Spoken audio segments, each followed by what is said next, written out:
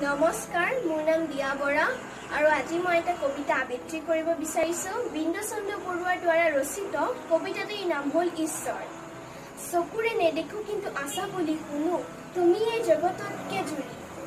সকলোৰে আদি তুমি সকলোৰে শেষ, আশা তুমি সকলোতে ধৰি। তোমাৰ ইচ্ছাতে হৈ সকলোবোৰ কৰ্ম, জোন বেলি ঘূৰে দিন ৰাতি। তোমাৰ হাতেৰে গঢ়া বিন্দিয়া ধৰা, গ্ৰহ তৰা বায়ু পানী মাটি। ভাই ভনী পিতা মাতা তুমিয়েই হেনো, সকলোকে কৰিছা স্বজন।